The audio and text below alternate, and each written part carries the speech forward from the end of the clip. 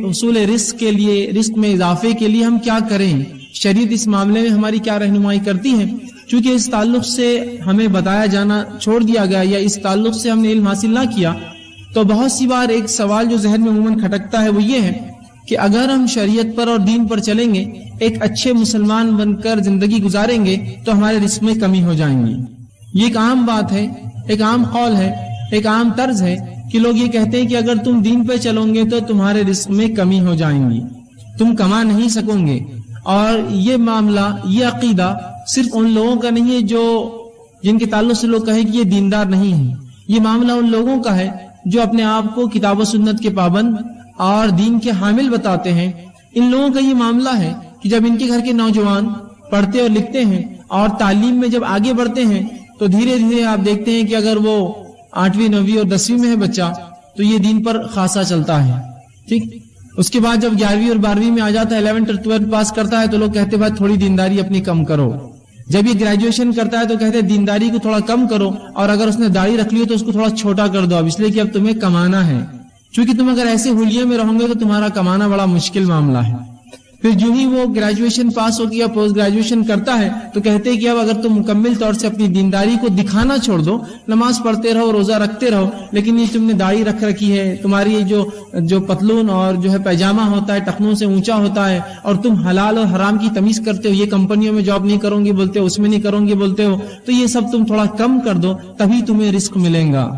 تو ہم دیکھتے ہیں کہ لوگوں نے ایک عقیدہ بنا لیا کہ اگر ہم دین پر چلیں گے تو ہم کما نہیں سکتے، یا دین پر چلیں گے تو رزق میں کمی آ جائیں گی۔ اسی لیے ہم دیکھتے ہیں کہ وہ نوجوان جس نے داڑیاں جمال رکھی ہو، اس نے کبھی کاٹی نہیں اپنی زندگی میں داڑھی، لیکن جو ہی وہ گریجویشن پوسٹ گریجویشن ہوتا ہے اور اپنی زندگی کے اس مرحلے میں قدم رکھتا ہے جب وہ رزق کمائے، تو تب ہم دیکھتے ہیں اس کی دینداری کا پیمانہ کم ہوتا جاتا ہے، ٹھیک۔ کہ اگر اس نے داڑھی رکھی ہو تو داڑھی آپ دیکھیں گے چھوٹی ہونا شروع ہو جاتی ہے، اگر اس کا پیجامہ اور جو پتلون اونچی ہوتی ہے تو وہ نیچے آنا شروع ہو جاتی ہے، جہاں وہ حلال اور حرام کی تمیز کرتا تھا اس تمیز کو دھیرے دھیرے مٹانا اور مسخ کرنا چالو کر دیتا ہے، اس لیے کہ اسے لگتا ہے کہ میرے دین اور شریعت نے اس مسئلے میری رہنمائی نہیں کی ہے، اگر یہ کروں گا تبھی میرا معاملہ درست ہونے والا ہے۔ سبحان اللہ، ایک عجیب عقیدہ ہم نے بنا لیا۔ اور کچھ لوگوں نے ایسا تصور دیا مسلمانوں کو کہ دیکھو اسلام نے دنیا کے معاملے میں تمہاری کوئی رہنمائی نہیں کی ہے، ہاں نماز کے مسائل تم پوچھ لو، زکوٰۃ کی باتیں ہم سے پوچھ لو، حج کے معاملات پوچھ لو، عمرے کا معاملہ پوچھ لو، اچھے اور برے کا معاملہ پوچھو، تقوی کے تعلق سے پوچھ لو، ایمانیات کیا ہے پوچھ لو، یہ سب ہم بتا سکتے ہیں، ذکر و اذکار کا معاملہ، لیکن رزق کے معاملے میں شریعت ہمیں جو ہے اس کی رہنمائی نہیں کرتی۔ شریعت جو کچھ کہتی ہے وہ یہ ہے کہ دنیا چھوڑ کر مکمل طور سے جنگلوں میں جا کر گفاؤں میں اپنی زندگی گزارو، اور یہ عقیدہ دیا جاتا ہے کہ بھائی اس معاملے میں تو کوئی رہنمائی ہمارے پاس موجود نہیں ہے، لہٰذا اب جو دنیا کے جو طریقے کمانے کے تم اس میں لگے رہو۔ کیا واقعی میں ایسا لگتا ہے کہ دین اور شریعت جس کے تعلق سے یہ ہمارا اور آپ کا عقیدہ ہے کہ اس نے تمام شعبوں میں ہماری رہنمائی کی، کیا اس اہم شعبے میں ہماری رہنمائی نہیں کرتا ہوں گا؟ اتنا اہم شعبہ کہ کیسے ایک مومن حلال رزق کمائے اور اس میں اضافہ کیسے کرے، اس کی کنجیاں، اس کی مفتاح اور اس کے حصول کیا ہوں گے کہ کیسے اپنے رزق کو بڑھائے، کیا شریعت اس معاملے میں جو ہماری رہنمائی نہیں کرتی ہوں گی؟ انس بن مالک رضی اللہ عنہ فرماتے ہیں، بخاری کی روایت ہے کہ اللہ کے رسول صلی اللہ علیہ وسلم جس دعا کو سب سے زیادہ کرتے وہ دعا یہ تھی، ربنا آتنا فی الدنیا حسنۃ وفی الآخرۃ حسنۃ وقنا عذاب النار، اے اللہ میرے لیے میری دنیا کو بہتر بنا اور میری آخرت کو بہتر بنا اور مجھے آنکھ کے عذاب سے بچا۔ رسول اکرم صلی اللہ علیہ وسلم کی کثرت سے یہ دعا تھی، آپ صلی اللہ علیہ وسلم یہ دعا کثرت سے کرتے، اس لیے کہ اس میں دنیا اور آخرت دونوں شامل ہو گئی، اور یہ بات میں پہلے بتا چکا ہوں، شریعت اسلامیہ دین اور دنیا میں فرق نہیں کرتی ہے۔ جس نے یہ کہا کہ شریعت نے دین اور دنیا میں فرق کیا، اس نے غلط کہا، اس نے شریعت کا صحیح جو ہے اس کی سمجھ نہیں پائی آج تک، اس لیے کہ شریعت جس چیز میں فرق کرتی ہے وہ دنیا اور آخرت میں فرق کرتی ہے۔ اگر میں یہ کہوں کہ میں اسلام پر چل رہا ہوں تو ظاہر سی بات ہے میں دنیا میں ہی اسلام پر چلوں گا، مرنے کے بعد کوئی اسلام نہیں ہے اور آخرت میں کوئی اسلام نہیں ہے، کوئی نماز روزہ زکوٰۃ حج کچھ عمل نہیں ہے، جو کچھ ہے دنیا میں ہے، تو دنیا میں رہتے ہوئے مجھے یہ کام کرنا ہے۔ تو لوگ کہتے ہیں نہیں دنیا کے تعلق سے تو شریعت نے کوئی رہنمائی نہیں کی، ہاں دین میں جو تم بہرحال کر سکتے ہو شریعت نے رہنمائی کر دی، مسائل ہے فلاں اور یہ چیز پہ عمل کر لو۔ اور پھر ایک نوجوان اپنے آپ میں پریشان ہونا شروع ہو جاتا ہے، کیا واقعی میں شریعت نے ایسا ہی کیا ہے؟ اور پھر وہ کیا کرتا ہے، دنیا کے معاملات میں شریعت کو چھوڑ دیتا ہے اور یہ سمجھتا ہے کہ جب جو فرائض کا معاملہ ہے، روزے، نماز، زکوٰۃ، حج، اس حد تک شریعت سے پوچھو، اور اس کے علاوہ جو معاملات ہے، کمانا، روزی اور اس طرح کی چیزیں، یہ بھائی میرا اپنا مسئلہ ہے، تو میں اس معاملے میں خود اپنی راہ اور راستہ طے کر لوں گا کہ مجھے کیا کرنا ہے۔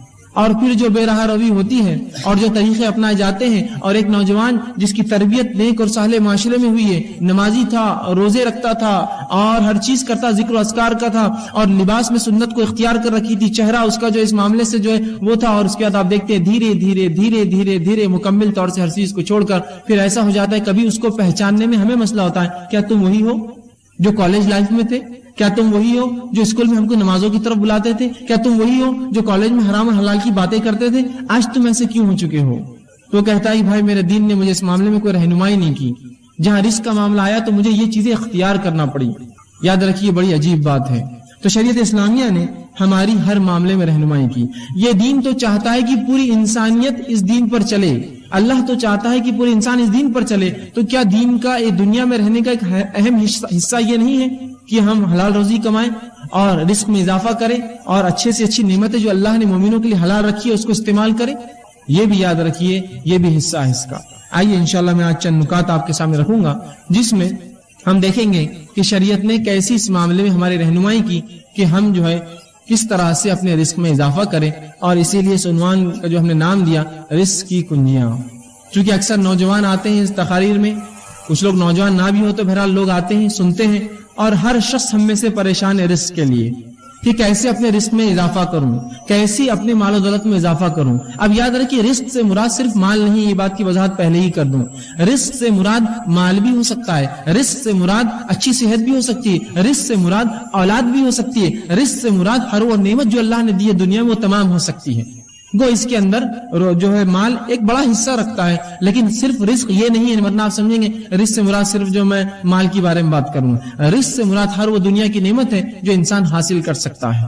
تو آئیے ہم دیکھتے ہیں شریعت اسلامیہ نے اس معاملے میں کیا رہنمائی کی ہے۔ ٹھیک، اب اللہ کے رسول صلی اللہ علیہ وسلم کی زندگی ہمارے اور آپ کے لیے نمونہ ہے، آئیڈیل ہے۔ شریعت اسلامیہ نے مانگنے کو پسند نہیں کیا، گداگری، بھیک منگی اور ہاتھ پھیلانے کو پسند نہیں کیا۔ اللہ کے رسول فرماتے ہیں ید العلیٰ خیر من ید السفلیٰ، اوپر والا ہاتھ نیچے والے ہاتھ سے افضل اور بہتر ہے۔ اسی طرح اللہ کے رسول صلی اللہ علیہ وسلم کے پاس ایک شخص آیا اور کہا اللہ کے رسول میں جو ہے بڑا پریشان ہوں، آپ میری کچھ مدد فرمائیے، کچھ مال و دولت دیجیے۔ اللہ کے رسول صلی اللہ علیہ وسلم نے کہا کہ یہ درست نہیں ہے، کیا تیرے پاس کچھ ہے؟ تو کہا ہاں اللہ کے رسول میرے پاس کچھ چیز گھر میں ہے۔ تو کہا اسے لے آ۔ وہ شخص فوراً گئے اور وہ چیز لا کر رسول اکرم صلی اللہ علیہ وسلم کو دے دی۔ آپ صلی اللہ علیہ وسلم نے وہ چیز لی اور اعلان کیا کون مجھ سے یہ چیز خریدیں گا؟ ایک صحابی نے کہا اللہ کے رسول میں اس سے آپ سے خریدوں گا، اور 2 درہم میں وہ چیز فروخت کر دی، کچھ اس کا زیرہ تھا ایک۔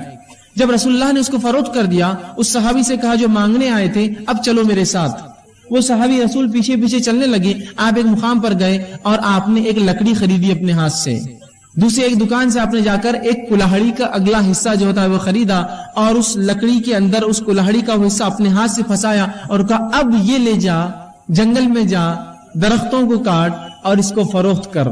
تو شریعت اسلامیہ نے مانگنے کو پسند نہیں کیا، یاد رکھیے، ہاتھ پھیلانے کو اس نے پسند نہیں کیا، خودداری کو اس نے پسند کیا، خود کمانے کو، خود کفیل رہنے کو پسند کیا، اور یہی صحابہ کی فطرت تھی۔ عبد الرحمن ابن عوف رضی اللہ عنہ جب مدینہ آئے مکہ چھوڑ کر تو رسول اکرم صلی اللہ علیہ وسلم نے اخوت باندھی، بھائی چارہ باندھ دیا تھا، جن سے ان کا بھائی چارہ باندھا گیا۔ اس شخص نے کہا کہ بھائی میری دولت کا حصہ، باغ کا حصہ، اور چاہے تو میری بیوی جو میں سے ایک سے زیادہ ہے تم اس میں سے ایک میں طلاق دیتا ہوں، شادی نکاح کر لو عدت کے بعد۔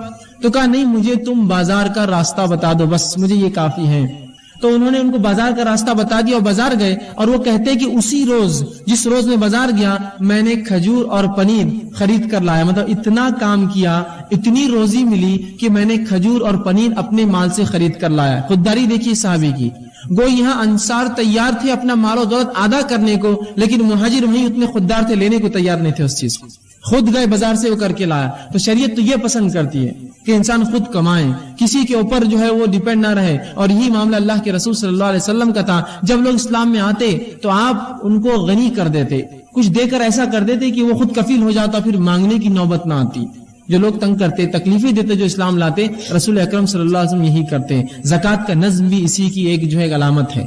بہرحال تو شریعت نے مانگنے کو پسند نہیں کیا، بھیک منگی کو، گدا گیری کو. اور اللہ کے رسول فرماتے ہیں جو شخص یوں ہی مانگے، جس طرح سے آج لوگوں نے پروفیشنل یا پروفیشن بنا دیا، مانگتے ہیں، جو شخص بنا کسی شرعی عذر کے کچھ مانگے، رسول اکرم فرماتے ہیں روز قیامت وہ ایسا آئے گا رب کے سامنے کہ اس کے چہرے پر گوشت نہیں ہوگا، چونکہ وہ مانگتا تھا اللہ کو چھوڑ کر دوسروں سے.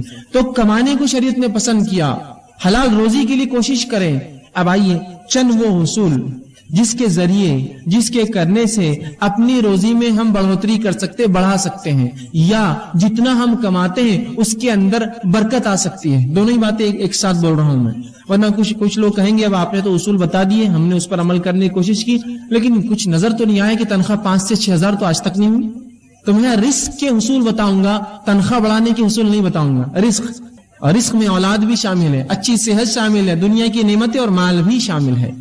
تو رزق کے حصول کیسے ہم رزق کمائیں، اور ساتھ میں جتنا آپ کماتے ہوں گے اللہ اس میں برکت بھی دے گا. یہ بات آپ نے دیکھی ہوں گی، میں بھی دیکھ چکا ہوں کہ وہ کچھ لوگ ہوتے ہیں جن کی تنخواہیں بڑی کم ہوتی ہیں، لیکن اللہ ایسی برکت دیتا ہے ان کی تھوڑی سی کمائی میں کہ وہ خود بھی اپنا کر لیتے ہیں، لوگوں کو صدقہ اور خیرات بھی کرتے ہیں، پڑوسیوں کی مدد بھی کرتے ہیں، اللہ کے دین پر بھی خرچ کرتے ہیں، حالانکہ بہت قلیل تنخواہیں، بہت تھوڑی تھوڑی تنخواہیں ہوتی ہیں. یہ بات میں نے خود دیکھی ہے. تو وہ جو حصول میں انشاءاللہ آپ کے سامنے رکھوں گا، جو باتیں بتاؤں گا، اس پر عمل کیا جائے تو یا تو آپ کے رزق میں اللہ بڑھوتری کرے گا، یا جتنا ہے اس میں ایسی عظیم برکت دے گا کہ آپ خوش اور مطمئن ہو جائیں گے اس رزق سے. یہ بڑی اہم بات ہے. اب یقیناً ایک درس میں، ایک لیکچر میں مکمل پورے شرائط، پورے اصول بتانا میرے لیے ناممکن ہے. تو میں نے 10 کو چنا ہے، 10 ایسے اصول، ایسی باتیں، ایسی کنجیاں رزق کی جس کو اگر ہم اصولوں کو مان لے، اس کے مطابق زندگی گزارے، اس پر عمل پیرا ہو اور دل میں یہ اعتماد اور توکل رکھے، بھروسہ رکھے کہ اللہ اس کے ذریعے دیں گا، تو انشاءاللہ العزیز ضرور ہمارے رزق میں جو ہے بڑھوتری ہوں گی، اللہ اس میں ضرور برکت دینے والا ہے. تو ایسے 10 اصول میں نے چنے ہیں، 10 کنجیاں میں آپ کے سامنے رزق کے حصول کے رزق میں بڑھانے کی انشاءاللہ آپ کے سامنے رکھوں گا. لیکن یہ مکمل نہیں ہے، یہ کئی باتیں جو کتاب و سنت نے بتائی ہے ان میں سے چند میں آپ کے سامنے رکھنے کی کوشش کر رہا ہوں. آئیے اب کس طرح سے ہم اپنے رزق میں اضافہ کریں، اس کا پہلا اصول جو شریعت نے بتایا ہے. یقیناً اس کی ترتیب میری اپنی دی ہوئی ہے، لیکن باتیں اللہ کی کتاب اس کے رسول کی سنت سے میں نے اہمیت کے اعتبار سے ان کو ترتیب دینا مناسب سمجھا. پہلی چیز جو ہم کریں گے جس سے ہمارے رزق میں بڑھوتری ہوگی، اضافہ ہوگا، فائدہ ہوگا، وہ سب سے پہلی چیز ہے توبہ اور استغفار. توبہ اور استغفار یہ سب سے پہلی چیز ہے رزق کے حصول میں، اس کی چابیوں میں، کہ اگر ہم چاہتے ہیں ہمارا رزق بڑھے، اس میں برکت آئے، مال و دولت اور بچے اولاد کے اندر اور ہماری دنیا کی نعمتوں میں اضافہ ہو، تو سب سے پہلا کام جو کرنا ہوگا توبہ اور استغفار. اب آئیے توبہ اور استغفار بولتے کس کو ہے وہ اگر جان لے تو زیادہ فائدہ ہوگا، ورنہ استغفر اللہ استغفر اللہ استغفر اللہ تو ہم کہہ رہے ہیں صبح اور شام، استغفر اللہ من کل ذنب واتوب الیہ، استغفر اللہ من کل ذنب واتوب، ہم بار بار پڑھ رہے ہیں، اس کا معنی کیا ہے؟ یہ اگر جان لیں گے تو انشاءاللہ زیادہ فائدہ ہوگا. ورنہ ہم لوگوں کو دیکھتے ہیں استغفر اللہ کے ورد سے ان کی زبانیں تھکتی نہیں ہیں، لیکن ان کے اعمال سے اور ان کے معاملات سے کچھ بھی ایسا نہیں دکھتا کہ یہ استغفر اللہ واقع میں کرتے ہوں گے یا اس کا کچھ فائدہ ہی نہیں ہوا ہوگا. ہم لوگ یہ سمجھتے ہیں شریعت نے جو استغفر اللہ کہنے کا حکم دیا کہ اس کے پڑھنے سے گناہ معاف ہوتے ہیں، تو ہم کو لگا کہ یہ استغفار اس لیے پڑھا جائے کہ گناہ کرو، اس لیے تو معاف ہوتے ہیں. تو ہم گناہ کرتے ہیں اور پھر استغفار پڑھتے ہیں. استغفار تو اس لیے جو گناہ ہو جائے اس کی معافی ملتی ہے. تو ہم سمجھتے نہیں کرنے کے لیے پڑھنا ہے ہم کو، کہ اب جو ہو گئے کرو اور پڑھو اور کرو اور پڑھو، جو ہو جائے اس کے لیے ہے. اور استغفار صرف الفاظ نہیں ہے، اس سے انسان کے معاملات بھی چھلکے کہ واقعی میں یہ توبہ کر چکا ہے، توبہ کرتا ہے. اس سے اس کے اعمال میں لگے کہ واقعی میں اس نے اپنی زندگی کی روش بدل دی، استغفار کرتا ہے. توبہ استغفار جس کو کہتے ہیں توبہ اس کا معنی ہوتا ہے. تو توبہ اور استغفار صرف الفاظ نہیں، یاد رکھیے. علامہ جو ہے راغب اصفہانی اور امام نووی رحمہ اللہ توبہ کے لیے چند شرائط لکھتے ہیں. توبہ کے لیے وہ لوگ کہتے ہیں کہ 4 شرائط ہے، ان شرائط کو جب پورا کیا جائے گا تب استغفار ہوا، تب اصل توبہ ہوئی. آئیے پہلی شرط وہ لکھتے ہیں وہ یہ ہے کہ گناہوں کو ان کی برائی کی وجہ سے انسان چھوڑے. گناہوں کو ان کی برائی کی وجہ سے انسان چھوڑے.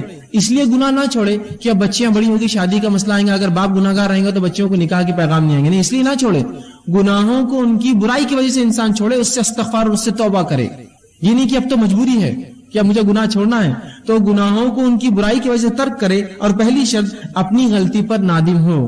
گناہوں کو چھوڑنے کا ارادہ کیا، ان کی برائی کی وجہ سے اپنے گناہوں پر نادم ہوا کہ مجھ سے یہ گناہ ہوا۔ دوسرا وہ لکھتے ہیں آئندہ نہ کرنے کا عزم کیا، اب انشاءاللہ آئندہ میں وہ گناہ نہیں کروں گا۔ تیسری شرط اگر بندوں کا معاملہ تھا تو وہ لے جا کر اس معاملے کو واپس کر دے۔ بندوں کا آپس میں کچھ ہوا، مال لے لیا تھا، جائیداد لے لی تھی، زمین لے لی تھی، کچھ ایسا کام کیا تھا جو بندوں کا معاملہ تھا، اس معاملے کو جتنا ہو سکے لوٹا دے اس بندے کو جا کر۔ اور چوتھا وہ کہتے ہیں، بلکہ پہلی شرط وہی تھی میں نے پہلے آپ سے کہی کہ گناہوں کو ان کی معصیت کی وجہ سے چھوڑے، دوسرا گناہوں پر نادم ہو، تیسرا جو ہے گناہوں کو جو ہے پھر دوبارہ نہ کرنے کا عزم کرے، اور چوتھا اگر حقوق العباد بندوں کا معاملہ ہو تو اس معاملے کو اس چیز کو واپس لوٹا دے۔ یہ ہے استغفار، یہ ہے توبہ۔ تو اب توبہ کو یہ مت سمجھیے، کچھ لوگوں کو تو یہ بھی نہیں پتا توبہ ہوتی کیا ہے، وہ سمجھتے ہیں کہ نماز پڑھ لو، پھر نماز کے بعد ادھر ادھر دیکھو کوئی دیکھ رہا تو نہیں ہے آپ کو، اور اگر نہ دیکھ رہا تو جلدی سے دونوں ہاتھ لیتے ہیں اور گالوں کو دونوں طرف یوں کچھ تو بھی کرتے رہتے توبہ توبہ توبہ۔ یہ توبہ نہیں ہے، یہ تو بچوں کو نصیحت کے لیے سکھایا جاتا ہے کہ آئندہ ایسی غلطی نہ کرے، چلو توبہ کرو، یہ توبہ نہیں ہے۔ تو وہ امت کو توبہ کا تصور بھی نہیں ہے کہ اس کے اصول کیا ہے، وہ ہوتی کیسے، اس کا معاملہ کیا ہے، وہ سمجھتے گالوں پر ہاتھ لگانا یہ توبہ ہے، یہ توبہ نہیں، یاد رکھیے۔ توبہ کی 4 شرائط ہے استغفار کی۔ آئیے اب جو استغفر اللہ یا استغفار ہے یہ حصول رزق کا ذریعہ ہے، یہ کرنے سے رزق میں اضافہ ہوتا ہے، اس کے دلائل کیا ہیں؟ آئیے ہم قرآن سے دیکھتے ہیں۔ اللہ رب العزت قرآن میں فرماتا ہے، سورہ نوح سورہ نمبر 71 اور آیت نمبر 10 سے لے کر 16 میں اللہ فرماتا ہے اور کہتا ہے فَقُلْتُ اسْتَغْفِرُوا رَبَّكُمْ إِنَّهُ كَانَ غَفَّارًا۔ پھر آگے فرماتا ہے يُرْسِلِ السَّمَاءَ عَلَيْكُمْ مِدْرَارًا وَيُمْدِدْكُمْ بِأَمْوَالٍ وَبَنِينَ وَيَجْعَلْ لَكُمْ جَنَّاتٍ وَيَجْعَلْ لَكُمْ أَنْهَارًا۔ یہ واقعہ یوں ہے کہ نوح علیہ السلام نے اپنی قوم کو دعوت دی، اسلام کا پیغام پہنچایا، قوم نے انکار کیا۔ اس کے بعد اللہ رب العزت کے سامنے نوح علیہ السلام جاتے ہیں اور کہتے ہیں اے اللہ یہ رپورٹ ہے میری، یہ کنکلوژن ہے میرا اس قوم کے تعلق سے کہ اے میرے رب، انہوں نے کہا فَقُلْتُ اسْتَغْفِرُوا رَبَّكُمْ إِنَّهُ كَانَ غَفَّارًا، اے اللہ میں نے اس قوم کو بار بار کہا اے میری قوم اپنے رب سے توبہ کرو اپنی شرک اور گناہوں کی وجہ سے، یقیناً وہ تم کو معاف کرنے والا ہے۔ اب اگر تم استغفار کرو گے تو فائدہ کیا ہوگا؟ فرمایا یرسل السماء علیکم مدرارا، اگر تم استغفار کرو گے میری قوم تو اللہ آسمان سے تمہارے لیے بارش برسائیں گا۔ یرسل السماء علیکم مدرارا، موسلا دھار زبردست بارش برسائیں گا۔ پہلا فائدہ استغفار کا۔ پھر آگے اللہ نے کہا، نوح علیہ السلام کہتے ہیں مدرارا وَيُمْدِدْكُمْ بِأَمْوَالٍ وَبَنِينَ، اور اللہ تمہارے مال میں اور اولاد میں اضافہ کریں گا، بالخصوص مال میں اور لڑکوں میں تمہارے اضافہ کریں گا۔ کیا کرو گے تو؟ استغفار کرو گے تو۔ وَيَجْعَلْ لَكُمْ جَنَّاتٍ وَيَجْعَلْ لَكُمْ أَنْهَارًا، اور تمہارے لیے بہترین باغ بنائیں گا، باغات کو نکالیں گا۔ وَيَجْعَلْ لَكُمْ أَنْهَارًا، اور تمہارے لیے بہترین نہریں نکالیں گا۔ اگر کیا کرو گے تو؟ استغفار۔ اے میری قوم اگر تم یہ کر لو تو آسمان سے بارش پاؤں گے، مال میں اضافہ پاؤں گے، اولاد اور لڑکوں میں اضافہ پاؤں گے، اور تمہیں بہترین باغ اللہ دے گا، اچھی نعمتیں دے گا، اور جو ہے تمہارے لیے جو ہے نہریں نکالیں گا ان باغوں میں۔ استغفار کے دیکھیے نوح علیہ السلام نے اپنی قوم کو کیا فائدے بتائے۔ یہاں کا پورے رزق میں جو چیزیں آتی ہے، بارش کا برسنا ایک بنیادی اصول ہے رزق کے لیے۔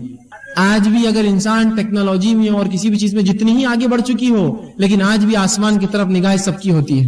اگر بارش نہ برسے اور آپ کہیں گے کہ بھائی مجھے کیا فرق پڑتا ہے، میں تھوڑی کاشتکار ہوں، آپ کاشتکار نہ بھی ہو تو جب آپ بازار سبزی خریدنے جائیں گے تو آپ کہیں گے واقعی میں بارش نہ ہونے کا نقصان ہے۔ تو رزق بڑھاتا ہے اللہ رب العزت انسانیت کے لیے، توبہ اگر قوم کرے تو۔ یہاں اللہ رب العزت دیکھیے کہ فرما رہا ہے کہ اگر توبہ کرو تو بارش برسائیں گا، اور اس کے بعد فرمایا کہ وہ تم کو مال میں اور اولاد میں اضافہ دیں گا۔ تو اگر اصول رزق، اگر ہم مال میں بڑھوتری چاہتے ہیں، اولاد میں اضافہ چاہتے ہیں، استغفار کریں۔ حسن بصری رحمہ اللہ یہ کبار تابعین میں سے ہے، ان کے پاس ایک شخص اور کہا ہے حسن ہمارے علاقے میں قحط سالی ہے، میں کیا کروں؟ تو کہا استغفار کر، توبہ کر۔ دوسرا شخص کہا اے حسن مجھے رزق میں تنگی ہے، مال میں تنگی ہے، کیا کروں؟ تو کہا جا استغفار کر۔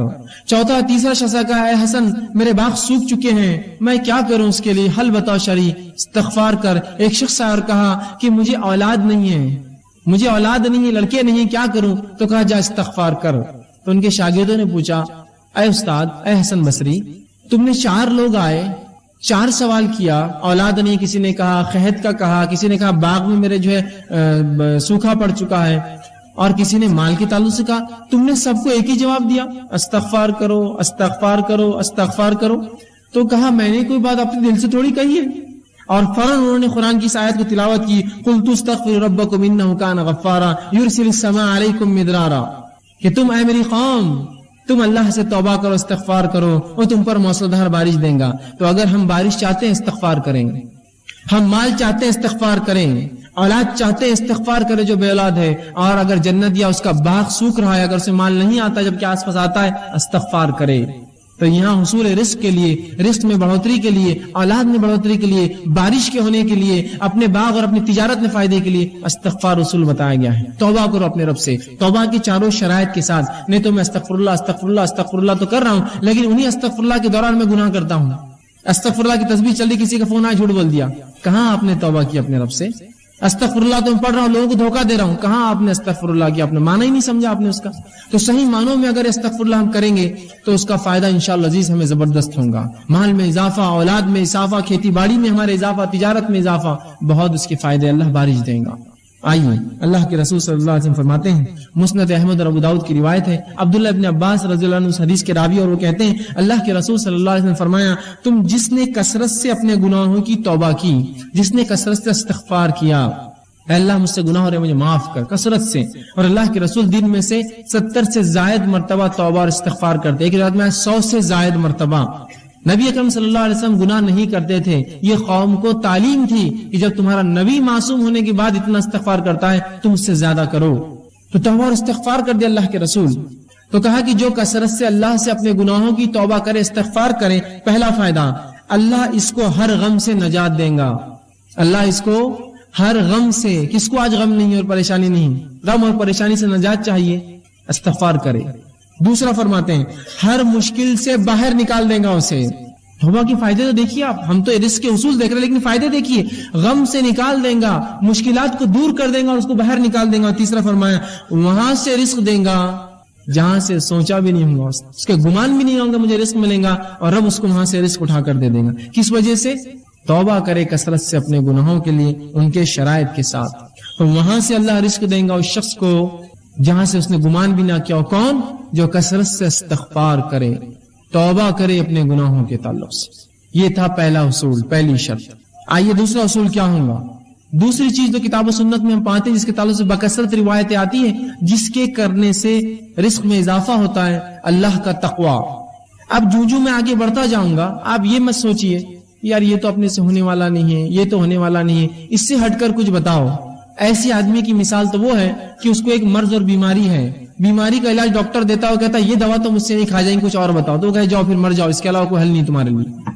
شریعت جو حل دے رہی وہ یہ ہے۔ اب آپ بولیں گے میرے کو تقویٰ نہیں جمے گا، میرے سے استغفار تو ہونے والا ہے نہیں، تو پھر یاد رکھیے آپ اپنے ہاتھوں سے اپنی جان لے رہے تو میں اس معاملے میں کیا کروں، کہاں سے ہم اللہ ہے؟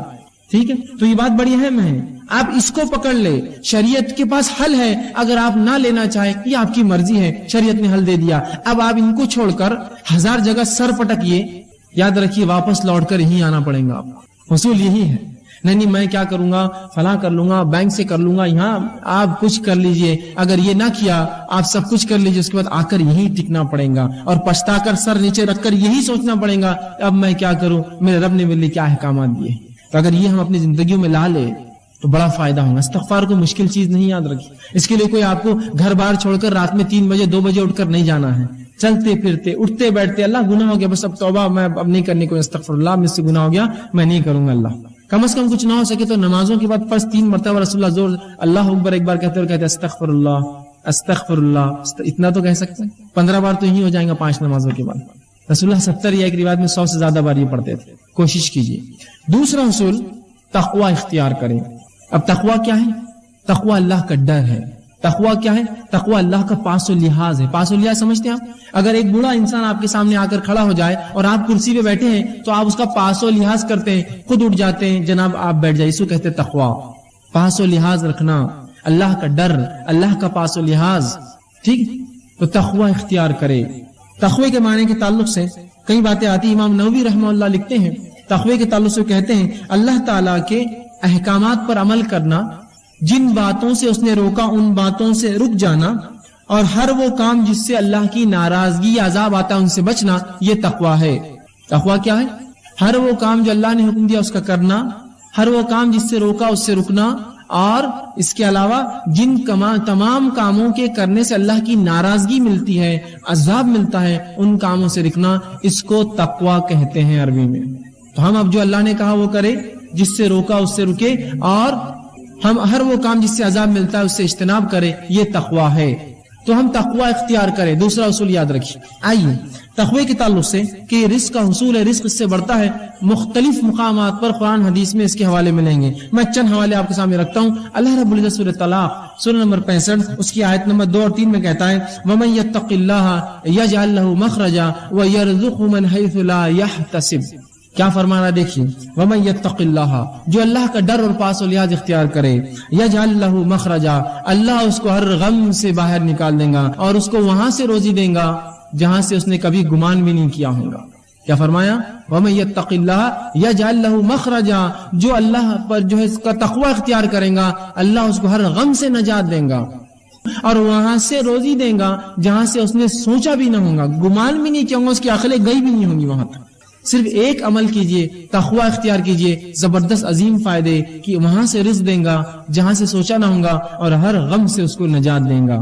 اس آیت کے تعلق سے یجعل لہ مخرجا کے تعلق سے عبداللہ ابن عباس رضی اللہ عنہ فرماتے ہیں، اس کی تفسیر میں کہتے ہیں اس کو دنیا اور آخرت کے ہر غم سے باہر نکالیں گا، یجعل لہ مخرجا کے تعلق سے۔ اور اسی آیت کے اس جملے کی تفسیر میں عبداللہ ابن مسعود رضی اللہ عنہ فرماتے ہیں اور کہتے ہیں ان اکبر آیات من قرآن فرجا، غموں کو، مصیبتوں کو اور پریشانیوں کو دور کرنے والی قرآن کی سب سے عظیم آیت ہے۔ جو شخص اللہ کا تقوی ڈر اختیار کرے، اللہ کیا کرتا ہے اس کے لیے؟ یجعل لہ مخرجا، ہر غم سے نکلنا، ہر مشکل سے نکلنا آسان کرتا ہے اور وہاں سے روزی دیتا ہے جہاں سے اس نے گمان بھی نہیں کیا تھا۔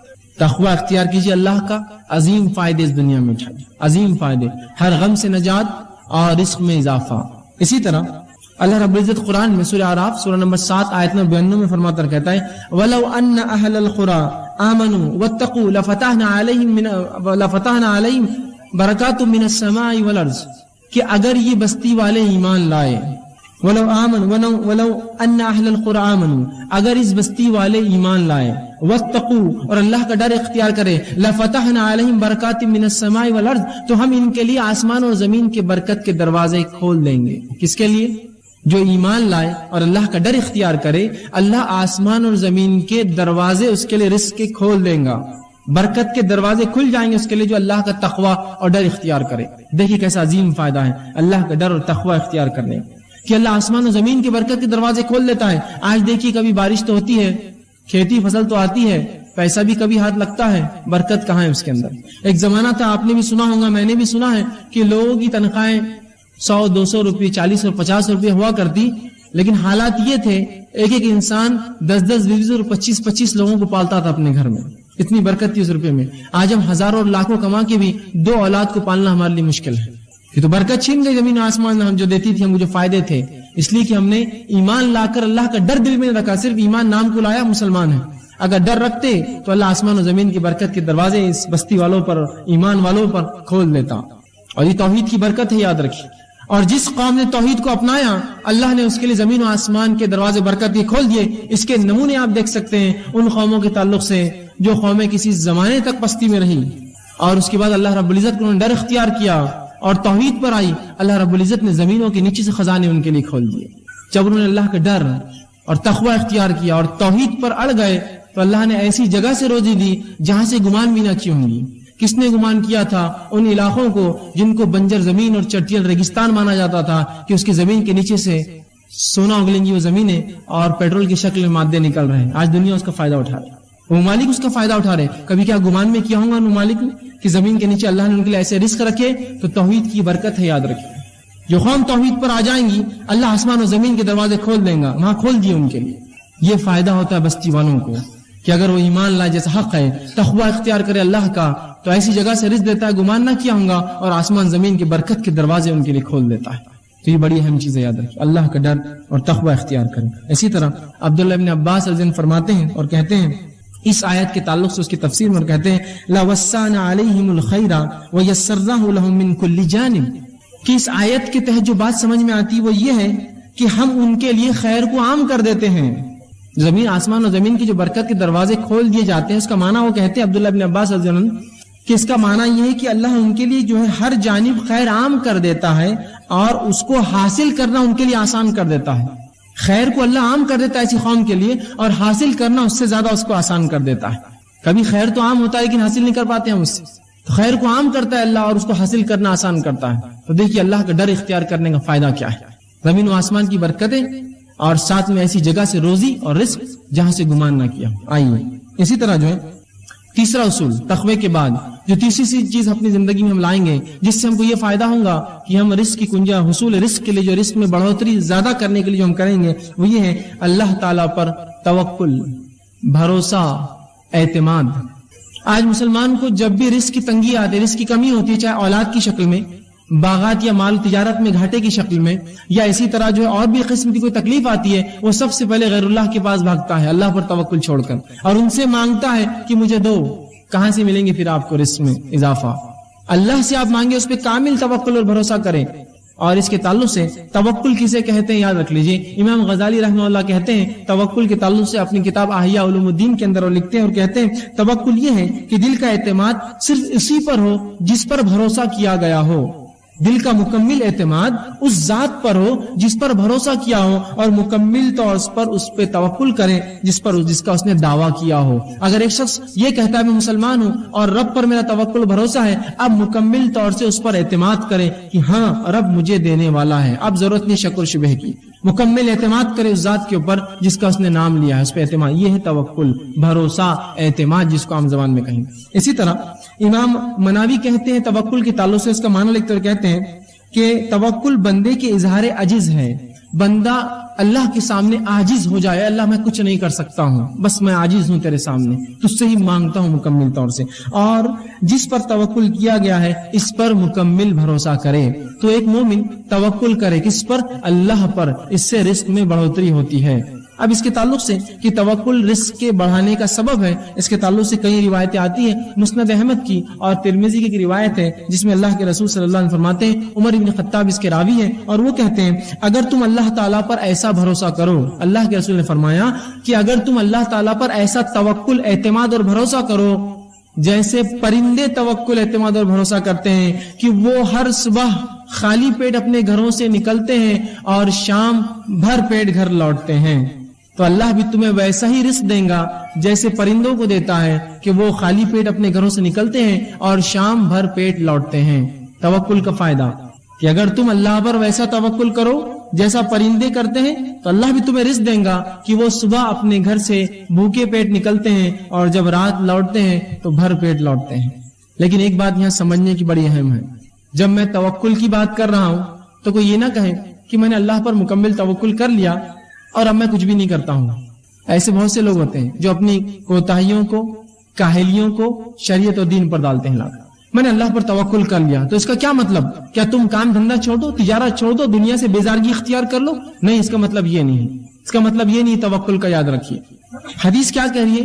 پرندے گھر سے نکلتے ہیں، خالی پیٹ نکلتے ہیں اور بھر پیٹ لوٹتے ہیں. تو یہاں کوشش کرنا ہے. پرندے گھونسلوں میں بیٹھ کر توکل نہیں کرتے ہیں کہ اللہ دے گا. پرندے اپنے گھروں سے نکلتے ہیں، رسول اللہ فرماتے ہیں، اور شام بھر پیٹ لوٹتے ہیں. آپ بھی اللہ پر بھروسہ کیجئے، گھر سے نکل جائیے، انشاءاللہ رب تم ہم کو جو ہے ضرور روزی دیں گا اور شام ضرور بھر پیٹ لوٹیں گے. لیکن پرندے جو ہوتے ہیں ان کا معاملہ تھوڑا انسانوں سے مختلف ہوتا ہے، یہ بھی بتا دوں. پرندے سیدھے جا کر رزق لے لیتے ہیں. انسانوں کو رزق حاصل کرنے کے لیے نوکری، تجارت، کاروبار کرنا پڑتا ہے، دکانوں میں جانا پڑتا ہے اور اسی طرح مختلف مقامات پر جانا پڑتا ہے کمانے کے لیے. پرندوں کا تھوڑا رزق الگ ہے، ہم سے مختلف ہے. وہ سیدھے رزق کو اٹھا لیتے ہیں، جا کر پھل اناج کھا لیتے ہیں. ہم تو ویسا نہیں کر سکتے ہیں. ظاہر سی بات ہے ہمارا توکل ویسا ہوگا کہ ہم گھروں سے نکلیں گے، کچھ نہ ہو تو ایک دکان والے کے پاس جائیں گے، کہیں گے بھائی آج کچھ ہم مالی کو دے دو، میں بھیک تو نہیں مانگ سکتا، میں کام کر کے کما لوں گا آج شام تک.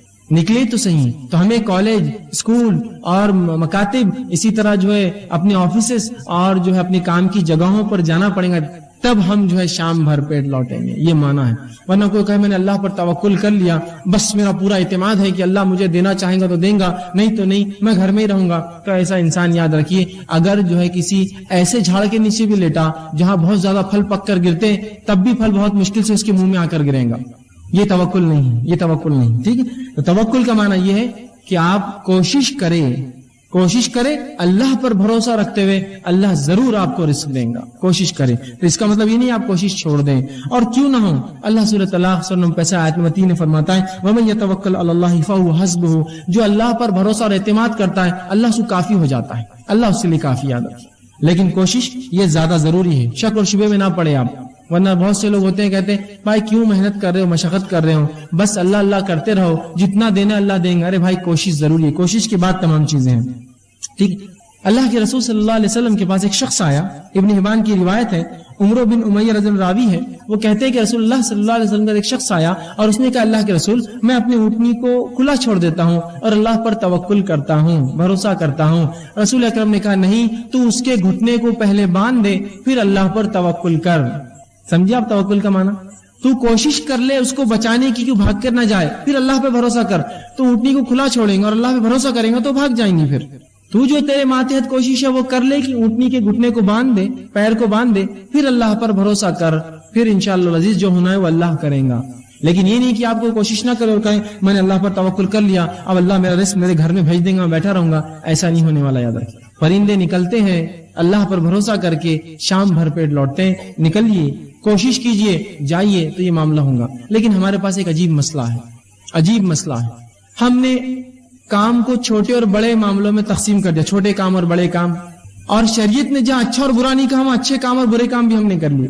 کوئی کام جب تک حلال ہو اچھا اور برا نہیں ہوتا، سب اچھے ہیں. اگر حلال ہے تو اچھا ہے.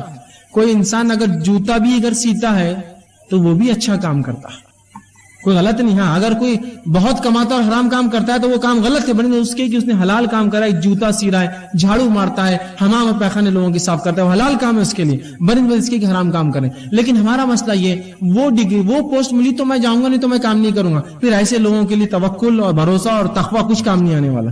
یہاں نکلنے کے معنی میں آپ جائیے، کوشش کیجیے. آپ کوشش نہیں کریں گے اور بولیں گے میں سیدھا جاؤں اور ایک مالدار انسان بن جاؤں تو یہ ہونے والا ہے نہیں. کوشش کیا ہے اس کے لیے. اور ہر شخص جو کسی زمانے میں مالدار ہوتا ہے، کسی زمانے میں کہانی پوچھی وہ غریب بھی تھا، چھوٹی چھوٹی کوشش کی اور اسی کوشش میں بڑھتا رہا، اللہ نے اس کو برکت دی. سمجھ رہے آپ بات؟ تو کوشش کیجیے، چاہے کام کوئی بھی ملے، حلال ہے کرنے میں شرمائیے مت، بڑھ جائیے آگے، اس کو بڑھ کر کیجیے. انشاءاللہ عزیز آپ کو دنیا اور آخرت کے فائدے ہوں گے انشاءاللہ. ٹھیک ہے. چوتھی چیز جو ہم کو کرنا پڑیں گے رزق کو بڑھانے کے لیے وہ ہے صلہ رحمی. صلہ رحمی بڑی اہم چیز ہے، یاد رکھیے. صلہ رحمی کا معنی ہوتا ہے رشتوں کو جوڑے رکھنا، رشتوں کو جوڑے رکھنا. ٹھیک ہے.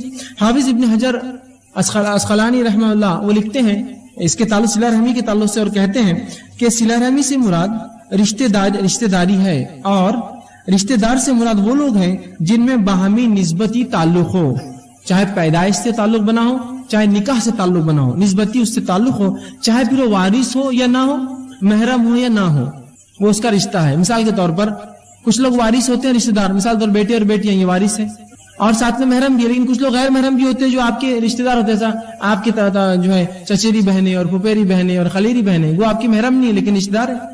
تو یہ تمام رشتے جو انسان پیدائش سے لاتا ہے اور تمام رشتے جو اس کے نکاح کی بات بنتے ہیں یہ ہے اس کے رشتہ دار، اور ان سے صلہ رحمی کرنا، رشتوں کو جوڑے رکھنا، خام و خواہ کے نہیں توڑنا.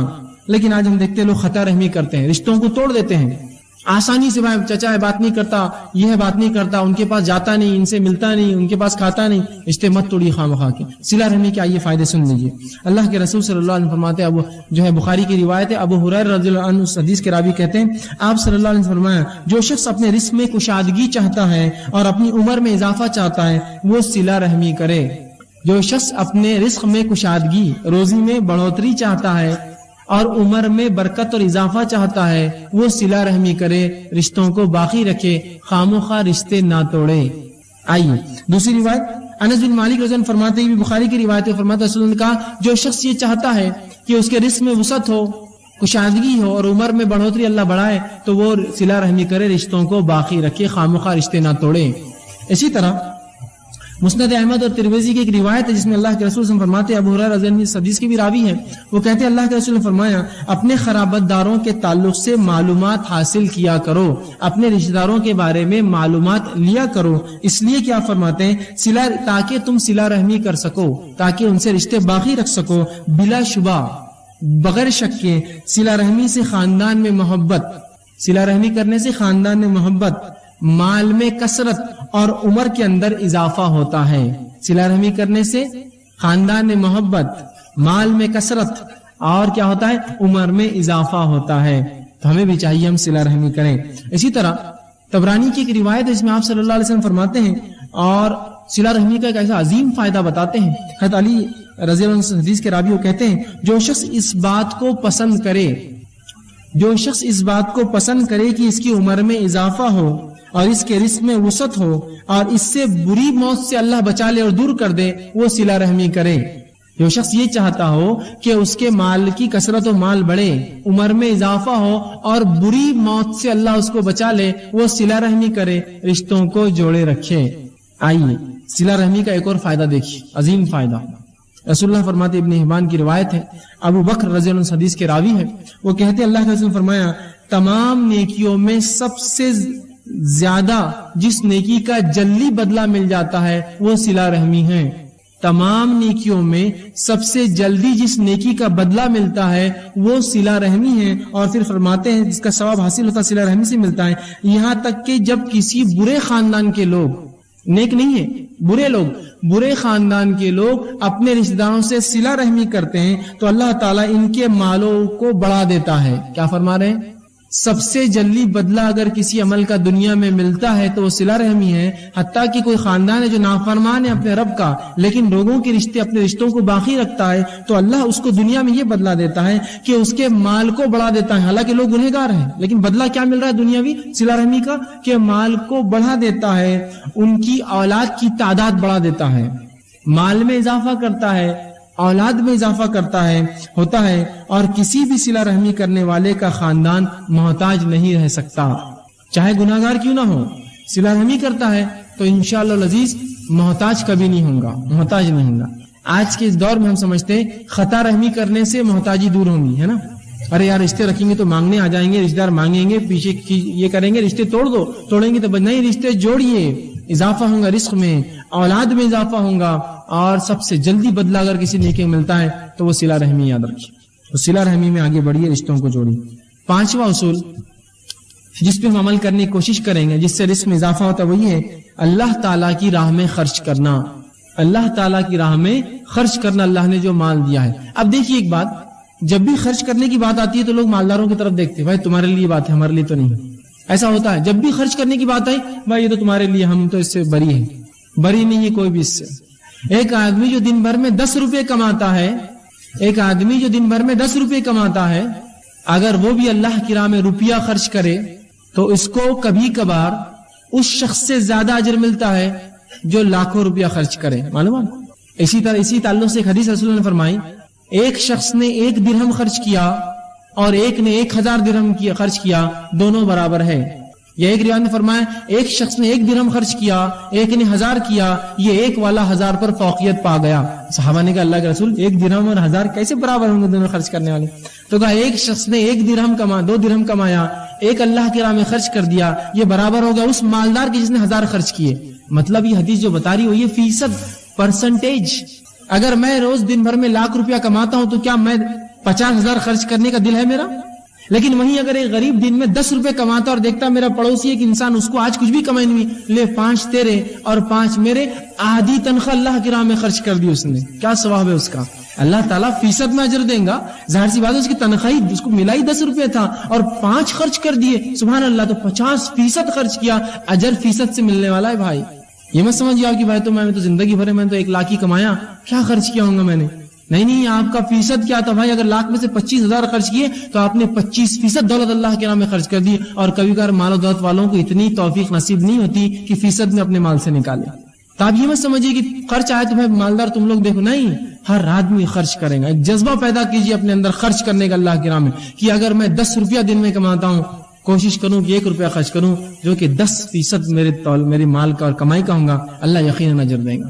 معلوم، خرچ کیجیے اللہ کی راہ میں، جذبہ پیدا کیجیے. مالداری اور غریبی خرچ میں آڑ نہیں بنتی، اصل چیزیں نیت ہے جو خرچ میں آڑ بنتی ہے. اصل غنا اللہ کے رسول فرماتے اصل مالداری دل کی مالداری، دل سے مالدار ہو آدمی، مال سے نہیں. ایک آدمی تو مال سے کروڑپتی ہے لیکن بازو والے کے پیسے پہ اس کی نظر رہتی جب وہ نوٹا نکالتا ہے، اور ایک آدمی غریب ہے لیکن اس کو کسی کے مال کے اوپر اس کی نظر نہیں ہے، اللہ اس کو دے رہا، وہ کما رہا، میں اپنا کما رہا ہوں. تو غنا مالداری تو اصل دل کی مالداری ہوتی ہے. پیسے اور نوٹوں سے انسان مالدار نہیں ہوتا. کبھی تو کچھ لوگ پیسے کما کے اور غریب بن جاتے ہیں کہ پہلے جو ہے کھاتا پیتا تھا، اب پیسے خوب کما رہا تو اب صرف چنے پہ گزارا کرتا ہے، اس لیے کہ وہ اور جمع کرتا ہے. تو غنا دل کا ہوتا ہے، مالداری دل سے ہوتی ہے. دل سے مالدار بنیے، اللہ کی راہ میں خرچ کیجیے، اللہ دیتا ہے، یاد رکھیں. اور ایسے لوگوں کی مثالیں میں آپ کو دے سکتا ہوں جنہوں نے اپنی زندگی میں چھوٹے چھوٹے کام کیے اور اللہ کی راہ میں ایسا پیسہ خرچ کیا کہ انہوں نے بڑی بڑی مساجدیں بنائی. ایسی واقعی بعید نہیں، اگر آپ نے نہ دیکھے ہوتے ایک الگ بات ہے، نہ سنے ہوتے الگ بات ہے، کہ لوگوں نے حمالیاں کی اور اپنے مال و دولت سے زمینیں خریدی ان پیسوں سے، اور اس پر مسجدیں تعمیر کی اپنے روپیے اور پیسے سے. ایک صاحب کو تو میں بھی جانتا ہوں جنہوں نے اپنی زندگی بھر جو ہے فگے بیچے، بلونز، اور ایک مسجد انہوں نے تعمیر کی اس کمائی کے اوپر. تو خرچ کرنے والا دل سے مالدار ہو تو خرچ کرتا ہے. اب دل سے ہی غریب ہو تو پھر اس کے لیے بہت مسئلہ ہے. اللہ جتنا دے، ایک عہد کے برابر دیا تو دوسرے کی توقع کریں گا، دوسرے عہد کے برابر سونا دیا تو تیسرے کی توقع کریں گا، اس کی خواہش بننے ہونے والی. تو خرچ کیجیے اللہ کے راہ میں، جذبہ پیدا کیجیے، اس کا بڑا فائدہ ہے. اب اللہ کے راہ میں خرچ کرنے کا کیا معنی ہے؟ جہاں جہاں اللہ نے حکم دیا وہاں خرچ کیجیے. یتیموں میں، مسکینوں میں، فقیروں میں، مسافروں کے اندر، وہ لوگ جن کی گردنیں جو ہے دبی ہوئی ہے بوجھ کے تحت، ادھار جن پر ہے، ان میں، جو لوگ جو ہے اسلام پر چلنے کی بنیاد پر جیلوں میں ڈال دی گئی، ان کے چھڑانے کے لیے مختلف جگہ جہاں شریعت نے حکم دیا اللہ کی راہ میں خرچ کیجیے. یاد رکھیے. اب آئیے، خرچ کرنے سے مال و دولت میں اضافہ ہوتا ہے، اس کے دلائل سن لیجیے. اللہ رب العزت سورہ سبا سورہ نمبر 34 آیت 39 میں فرماتا اور کہتا ہے وَمَا أَنفَقْتُم مِّن شَيْءٍ فَهُوَ يُخْلِفُهُ، اور آگے فرماتا وَهُوَ خَيْرُ الرَّازِقِينَ، تم جو کچھ اللہ کی راہ میں خرچ کرو گے اللہ اس کو لوٹا دے گا، اور اللہ خیر رزق دینے والا ہے. کیا فرمایا؟ تم جو کچھ اللہ کی راہ میں خرچ کرو گے اللہ اس کو لوٹانے والا ہے. يُخْلِفُهُ، تم کو واپس پلٹائیں گا اللہ وہ چیز. سبحان اللہ. اندازہ لگائیے دنیا میں اگر ہم کسی پر خرچ کریں، اس کی حیثیت مرتبہ استطاعت کے مطابق خرچ کرتے ہیں کہ یار جتنا خرچ کریں گے اتنا ریٹرن بھی ملے گا، یہ آدمی کی حیثیت زیادہ ہے نا. اندازہ لگائیے لوگ اللہ کے راہ میں خرچ کر کے سوچتے ہیں ہم غریب بن جائیں گے. ارے کیسے تم غریب بنو گے؟ تم سوچو تو صحیح کس کے راستے میں تم پیسہ دے رہے ہو. کیا وہ ذات تم کو غریب رہنے دیں گی اس کے راہ میں خرچ کرنے کی بات؟ کبھی نہیں ہو سکتا. یاد رکھیے جو اللہ کے راہ میں خرچ کرتا ہے اللہ اس کو عظیم نعمت عطا کرتا ہے. یاد رکھیے خرچ کرنے کا جذبہ بنائیے، اور یاد رکھیے اللہ کے راہ میں ہم جیسا خرچ کریں گے ویسا اس کا بدلہ بھی ملے گا. آج ہماری ذہنیتیں اتنی کند ہو گئی ہیں، اتنی بگڑ چکی ہے کہ سب سے ناقص، سب سے کمزور، سب سے چھوٹا، سب سے ادنا اور سب سے بیکار قسم کی چیز اللہ کی راہ میں ہم خرچ کرتے ہیں. دلائل کی فہرست لا کر گنا سکتا ہوں. میرے گھر کا کام چل رہا ہے اور میرے گھر کی فرشی کیسی ہونا چاہیے، وہ میرے شان و شوکت اور میرے سٹیٹس کے مطابق ہونا چاہیے. وہیں کوئی کہے کہ بھائی اللہ کی راہ میں کچھ اگر آپ دے دیتے، ایک مسجد، ایک مدرسہ یا دینی کچھ کام ہو رہا ہے، ایک فرشی دے دیجئے، تو وہ کہتا ہے کہ فلاں دکان پہ جاؤ، اس کو فون کر کے بولتا ہے 3rd گریڈ کی یہ سب سے ناقص فرشیاں ہو تو نکال کر دے دو، اس لیے کیوں مسجد میں لگنا ہے. میرے گھر کا اگر نل ہو تو سب سے اچھا ہو، کروم پالش ہو، پیتل کا ہو، اس لیے کہ لوہے کا ہوتا ہے تو وہ کھلتا نہیں ہے جلدی. اگر مسجد میں کوئی آیا کہ ہمیں نل چاہیے تو بھائی وہ 4, 10, 5 روپے کے لوکھنڈی نل لے لیجئے، جس کو فجر میں لوگ پتھروں سے کھولتے ہیں اس لیے کہ وہ ٹائٹ ہو جاتے ہیں، اس کو مارنا پڑتا ہے کھولنے کے لیے. یہ اللہ کی راہ میں تو تم جو دو گے اس کی راہ میں وہ پلٹا کر اللہ دیں گا. پھر اللہ بھی سب سے ناقص، سب سے فالتو، سب سے ادنا، سب سے بیکار والی چیز ہم کو لوٹا کر دیتا ہے، اس لیے کہ اس کی راہ میں وہی ہم نے دیا ہے. جو دو گے وہ پاؤ گے. ایک آدمی ہے جو مال و دولت میں اچھا امیر آدمی ہے، اس کے اگر وہ آپ کے گھر آیا تو آپ کیسا خرچ کرتے ہیں اس پہ؟ ارے یار اس کی حیثیت بہت ہے، کل اس کے گھر جائیں گے تو اپنے کو ملے گا، کرو خرچ. تو اللہ کی راہ میں خرچ کرنے کو ہوتا جو دنیا کو کھلاتا ہے، جس نے ہم کو دیا اور جو آگے بھی دیں گا، اس کے راہ میں تم ہلکا ہوتے. اور جیب میں جب ہاتھ ڈالتے ہیں، جب اللہ کی راہ میں خرچ کرنے کا معاملہ آیا تو اگر موٹا سکہ آتا ہے تو اس کو چھوڑ کر پتلا ڈھونڈتے ہیں اس کے اندر سے کہ تو یہ موٹا 5 کا ہو گیا ہوں گے، اس کو چھوڑ دو نیچے. لیکن اس سے پتلا اور اس سے چھوٹا اگر کوئی مل جائے تو وہ اللہ کی راہ کے لیے. لیکن وہیں ہزاروں روپیے یا 1000 کی نوٹ جو سب سے بڑی نوٹ ہے آج ہمارے علاقے کے اندر، یہ نوٹ بھی چھوٹی لگتی ہے جب دوستوں کے ساتھ ہوٹلوں میں جاتے ہیں اور بازاروں میں گھومتے ہیں. 1000 روپیے دوستوں کے لیے کیا میں خرچ کر پاؤں گا؟ یہ تو شرمندگی کی بات ہے، صرف 1000 روپے اور میرے 5 دوست میرے ساتھ گھوم رہے ہیں، اور وہی اللہ کی راہ میں سب سے ناقص۔ تھوڑا اپنی ذہنیت کو بدلنے کی زبردست ضرورت ہے۔ اللہ کی راہ میں سب سے اچھا، سب سے بہتر، اس لیے کہ جس کی راہ میں خرچ کر رہا ہوں یخلفہ، وہ پلٹانے والا ہے مجھ پر، اور اللہ جب پلٹائیں گا تو بہرحال اس کا کیا معاملہ ہوگا اندازہ لگائیے۔ ایک مالدار کو آپ نے تحفہ دیا، کیا اس سے آپ وہی تحفے کی امید کرتے ہیں؟ ارے نہیں بھائی، وہ تو اپنی حیثیت کے حساب سے تحفہ لائیں گا آپ کے، زبردست۔ تو اللہ دنیا میں بھی پلٹائیں گا، آخرت میں پلٹانے والا ہے۔ کہاں کہ تم جو کچھ خرچ، وما انفقتم من شیء